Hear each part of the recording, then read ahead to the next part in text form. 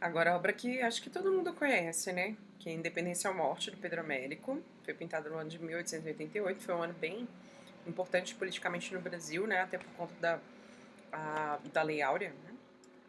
Mas o foco é a independência do Brasil.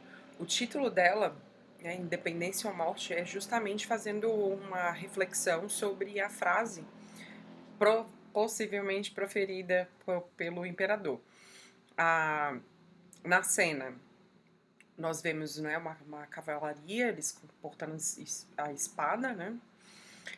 Dom Pedro, ele não está exatamente ao centro, mas ele tem é uma expressão, né? Como se ele estivesse centralizado, como se estivesse direcionando o olhar para, né, a figura dele com a espada em riche, onde provavelmente ele falou que ele se libertou de Portugal. Às margens do rio Ipiranga, inclusive, essa localização hoje é onde funciona o Museu da Independência Brasileira. E essa obra está lá, né, que é em São Paulo, isso porque ele estava em São Paulo, muito possivelmente visitando uma amante, né, e quem mandou a carta para ele falando que Portugal queria retomar as terras brasileiras foi a esposa, né, a esposa dele, no dia 3 de setembro. E aí ele acabou fazendo, né, a celebração no dia 7. Reparem também que do lado esquerdo da obra tem tipo um vaqueiro, né? Tem uns gados transportando materiais e ele tá tipo observando. Então, assim, deixando um aspecto mais popular para a cena. Como se ele estivesse ali não só para os soldados, não só para a elite brasileira, mas como se ele estivesse para toda a civilização. Gente, essa é uma obra romantizada, então, assim, essa é a obra mais célebre sobre esse fato, né, sobre o contexto brasileiro de independência, mas não necessariamente foi uma cena realista, tá? Então, assim, tecnicamente é muito bem executada, é muito boa, maravilhosa, os cavalos são incríveis, o movimento, né, ela tem uma dinâmica, ela tem uma insinuação boa de movimento, porém não é um fato, né? Então, assim, isso tudo é tudo altamente questionável. Bom, aqui eu já comecei a preencher, né? Coloquei ali o período romantismo no Brasil, também é uma obra romântica. Técnica tinta óleo sobre tela, é uma tela muito grande, acho que ela tem 7 metros por 3. Também no contexto do segundo reinado, né? Dom Pedro II. E agora, a narrativa da obra é o momento. Opa, aí. Vamos preencher juntos, né? A narrativa da obra é o momento da independência. Independência brasileira, né? Um momento histórico. Então, essa é a referência da cena, que não necessariamente é realista. Né?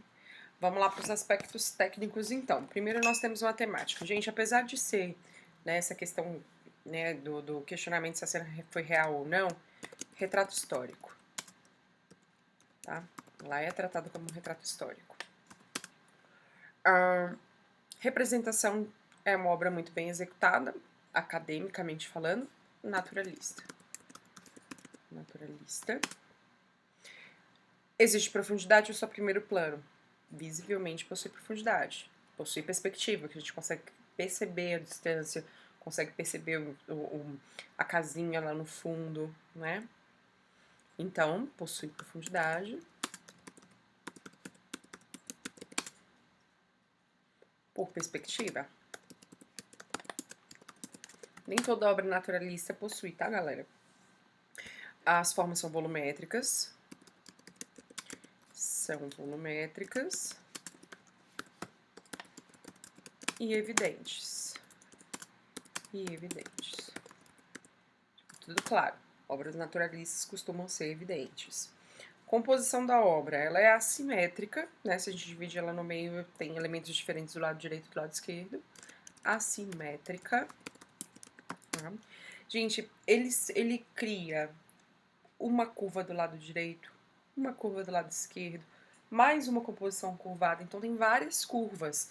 Essas curvas, a gente, né, ao invés de, porque fica feio, né? Você fala assim, tem várias curvas na cena. É mais interessante vocês falarem que ela é dinâmica, porque essas curvas criam dinâmica, tá? Então, obra dinâmica, que é a insinuação de movimento, tá?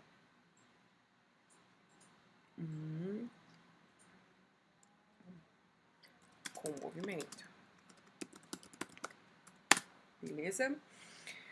Com relação à iluminação, a iluminação é distribuída, né? A gente não tem uma percepção tão clara de pontos de luminosidade, é como se o sol estivesse no alto. Né? Então, assim, não é nada demais, né? A iluminação, como é inventada pelo artista, ele coloca luz nos pontos que ele quer evidenciar, mas nada muito ultra relevante, né? Então, sim, tem os tecidos brancos, né, que iluminam a tela, mas eu acho que a luz aqui não é realmente irrelevante. Vamos para as cores. Bom, as cores, elas também têm essa atmosferazinha mais equilibrada, né? Então, ó, cores com equilíbrio, equilíbrio tonal. Tipo, você não tem uma área que tem mais calor do que outra, né? Então, ela é toda equilibradinha. Bem neoclássico isso também, né? Bem clássico. Ah, então tem os pontos verdes versus os pontos terrosos, aí tem o céu que tem os pontos azuis versus os pontos laranjas. Então, assim, ela é toda equilibradinha, né? Não tem nada de destaque específico. Acho que os pontos vermelhos chamam muita atenção, porque é vermelho, né? Versus pontos de iluminação, então também não tem nada muito... Ela é bem basiquinha, né? No geral dela. Cores com equilíbrio tonal, sem alguma cor com grande evidência, né? Novamente, tons terrosos, brancos, pontos vermelhos, mas tudo sempre em equilíbrio e harmonia, tá? Harmônico. Obra harmônica. Beleza? Assuntos relacionados, gente, história, né? História, que é o contexto mais importante, com toda certeza. A referência do romantismo também vai estar ligado com a literatura, então pode ser que tenha uma casadinha com a literatura. Tem a ver com a construção de uma sociedade, falando sobre cultura, então acho que sociologia também.